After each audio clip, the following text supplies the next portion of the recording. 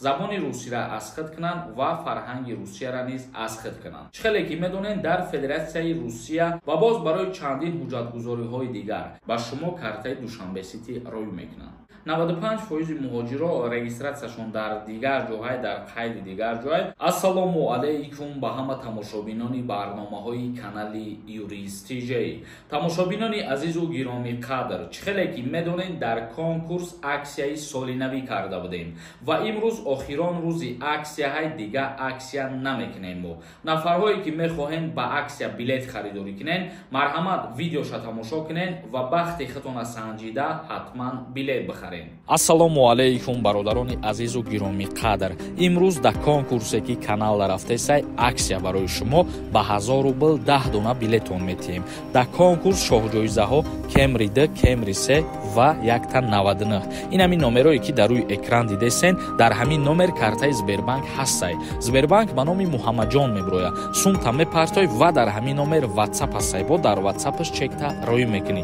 Бидро ба аксия билет бихар ки пушаймон мешавӣ. Хоб мегзарем ба қисми мавзӯи асосии имрӯза. Маркази дуюми истеъдодҳо барои омӯзиши забони русӣ дар Ҷумҳурии Тоҷикистон ифтитоҳ карда шуд. Давоми моҳи охир ин дуюмин маркази захиравӣ мебошад ки дар қаламрави Ҷумҳурии Тоҷикистон ифтитоҳ шуда, мегӯянд соли оянда низ чунин нақшаҳо боз зиёдтар карда мешавад. Дар Панҷакен маркази дуюми омӯзиши забони русӣ кушода шуд ки бо техникаи замонавӣ инчунин лавозимот ва маводи зарурӣ барои таҳсил муҷаҳҳаз шудааст. Мақсади ин лоиҳа аз он иборат аст ки хоҳишмандон имкони омӯзиши забон ва фарҳанги русӣ дар синфхонаҳо мебошанд. чӣ хеле ки медонед дар Федератсияи Русия баъзе аз корҳое ҳастанд ки барои шаҳрвандони хориҷӣ донистани забони русӣ ва донистани фарҳанги русӣ ҳатмӣ ва зарурӣ мебошад. Ва дар Ҷумҳурии Тоҷикистон аввалин бор дар шаҳри Душанбе маркази омӯзишии забони русӣ барои шаҳрвандони Ҷумҳурии Тоҷикистон кушода шуд ва инак дуюмин маркази омӯзишӣ дар шаҳри Панҷакен кушода шуд ва ба истифода дода шуд. Шаҳрвандони Ҷумҳурии Тоҷикистоне ки мехоҳанд ба Федератсияи Русия сафар кунанд, метавонанд ки дар ин мактабҳои забономӯзии русӣ таҳсил кунанд, забони русиро асхит кунанд ва фарҳанги русияро низ асхит кунанд. Аз ҷумла гуфта мешавад ки яке аз роҳҳое ки донистани фарҳанги русия, донистани забони русӣ барои шаҳрвандони хориҷӣ зарурӣ ва ҳатмӣ мебошад, дар вақти имтиҳон супоридан барои гирифтани патент мебошад ва боз барои чандин ҳуҷҷатгузориҳои дигар, махсус барои гирифтани паспорти расистӣ ин чизҳо зарурӣ мебошад. Ба ҳамин хотир Федератсияи Русия тасмим гирифтагиае ки дар чандин давлатҳои рӯи дунё марказҳои омӯзишии забони русиро кушода кунад ва ба истифода битиҳад. Аллакай гуфта мешавад ки Федератсияи Русия тақрибан дар 16 давлати рӯи дунё марказҳои омӯзишии забони русӣ ва фарҳанги русиро кушода кардагиае ва барои шаҳрвандони ӯ кишварҳо хизмат мекунад барои асхит кардани забони русӣ ва фарҳанги русӣ. Тамошобинони азизу гироми қадр, акнун комментарияҳоро мехонем ва саволҳое ки равон кардагиен ба саволотон ҷавоб мегардонем. Ширкати Шифофармо доруҳои босифатро барои шумо тавсия медиҳад. Инчунин ҳиҷома кардан барои занҳо ва мардҳо ройгон мебошад ва инчунин доруҳои гиёҳӣ барои табобати меъда, гурда, дил ва биноиши чашм. Инчунин доруҳо барои зиёд кардани риш ва мӯи сар, доруҳо барои зиёд кардани вазни худ ва кам кардани вазни худ. Ҳатман муроҷиат кунед.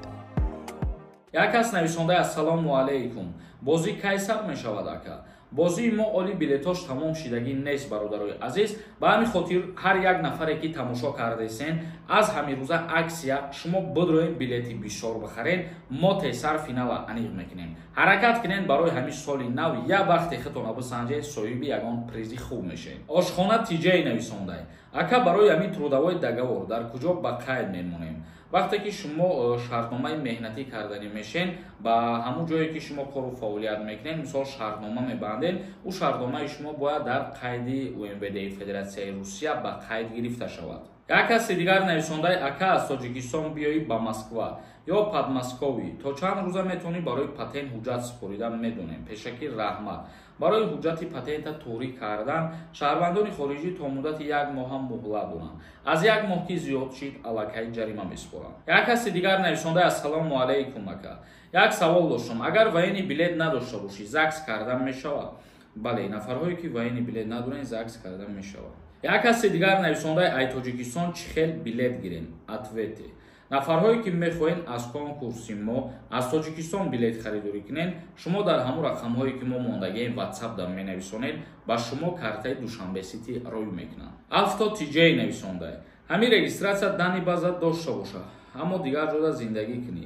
Дар ҷои регистратсия зиндагӣ накунӣ, қатъан штраф мешавад. Агар тибқи қонуни пештара бигирем, метавонанд ки мисол мақсад ҳам штраф кунанд ва ҳам видварения кунанд. Чунки вақте ки шумо регистратсия мекунед, дар ҷое ки регистратсияи шумо ба қайд гирифтагиа, бояд ки шумо дар ҳамонҷа зиндагонӣ кунед. Вале ба маълумоти ҳама ин чиз маълум ҳастае ки 95% муҳоҷиро регистратсияшон дар дигар ҷоҳай, дар қайди дигар ҷоҳай ва худшон дар дигар ҷо зиндагонӣ мекунанд. Лекин тибқи қонун мегирем, агар ин чиз мумкин нест. Ҳар куҷоеда ки регистратсия ба қайд гирифта шудагиа, бояд дар ҳамонҷа зиндагӣ кунӣ. Як каси дигар нависондаи Сорумонҷон Раҳмати Калон. Военни билет нигод намешавад 50 000.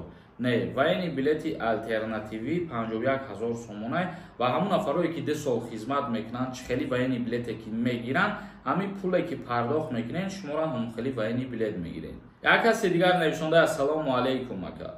Дар бораи патент 2024 чанд сум мекунанд?